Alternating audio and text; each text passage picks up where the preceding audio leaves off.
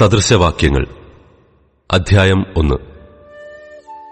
Israel രാജാവായി ദാവീദിന്റെ മകനായ ശലോമോന്റെ സദൃശവാക്യങ്ങൾ. ജ്ഞാനവും പ്രബോധനവും പ്രാപിപ്പാനും വിവേകവചനങ്ങളെ ഗ്രഹിപ്പാനും പരിജ്ഞാനം, നീതി, ന്യായം, നേർ എന്നിവയ്ക്കായി പ്രബോധനം ലഭിപ്പാനും അല്പബുദ്ധികൾക്ക് സൂക്ഷ്മബുദ്ധിയും ബാലന് പരിജ്ഞാനവും വകതിരിവും നൽകുവാനും ജ്ഞാനി കേട്ടിട്ട് വിദ്യാഭിവൃദ്ധി പ്രാപിപ്പാനും ബുദ്ധിമാൻ സതുപദേശം സമ്പാദിപ്പാനും സദൃശവാക്യങ്ങളും അലങ്കാരവചനങ്ങളും ജ്ഞാനികളുടെ മൊഴികളും കടങ്കഥകളും മനസ്സിലാക്കുവാനും അവ ഉതകുന്നു.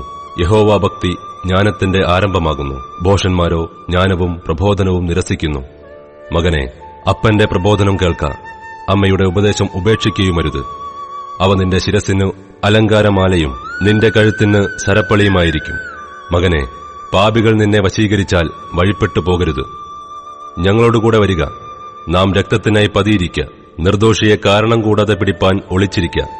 പാതാളം പോലെ അവരെ ജീവനോടെയും കുഴിയിൽ ഇറങ്ങുന്നവരെ പോലെ അവരെ സർവാംഗമായും വിഴുങ്ങിക്കളക. നമുക്ക് വിലയേറിയ സമ്പത്തൊക്കെയും കിട്ടും. നമ്മുടെ വീടുകളെ കൊള്ളകൊണ്ട് നിറയ്ക്കാം. നിനക്ക് ഞങ്ങളോടുകൂടെ സമാംശം കിട്ടും. നമുക്ക് എല്ലാവർക്കും സഞ്ചി ഒന്നായിരിക്കും എന്നിങ്ങനെ അവർ പറഞ്ഞാൽ, മകനെ, നീ അവരുടെ വഴിക്ക് പോകരുത്.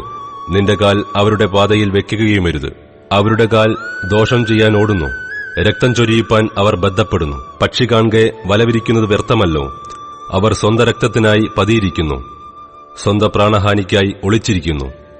ദുരാഗ്രഹികളായ ഏവരുടെയും വഴികൾ അങ്ങനെ തന്നെ.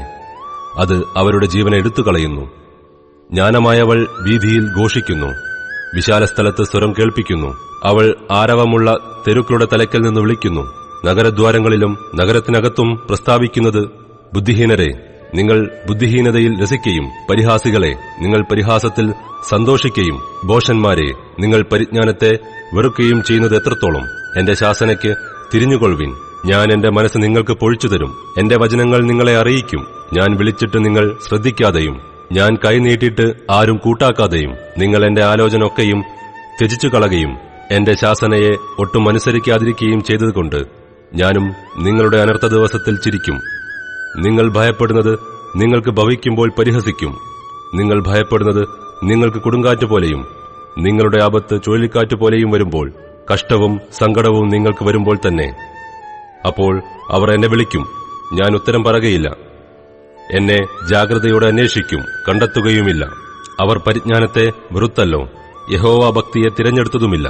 അവർ എന്റെ ആലോചന അനുസരിക്കാതെ എന്റെ ശാസനമൊക്കെയും നിരസിച്ചു കളഞ്ഞതുകൊണ്ട് അവർ സ്വന്തം വഴിയുടെ ഫലം അനുഭവിക്കുകയും തങ്ങളുടെ ആലോചനകളാൽ തൃപ്തി പ്രാപിക്കുകയും ചെയ്യും. ബുദ്ധിഹീനരുടെ പിന്മാറ്റം അവരെ കൊല്ലും. ഭോഷന്മാരുടെ നിശ്ചിന്ത അവരെ നശിപ്പിക്കും. എന്റെ വാക്കു കേൾക്കുന്നവനോ നിർഭയം വസിക്കുകയും ദോഷഭയം കൂടാതെ സ്വൈരമായിരിക്കുകയും ചെയ്യും.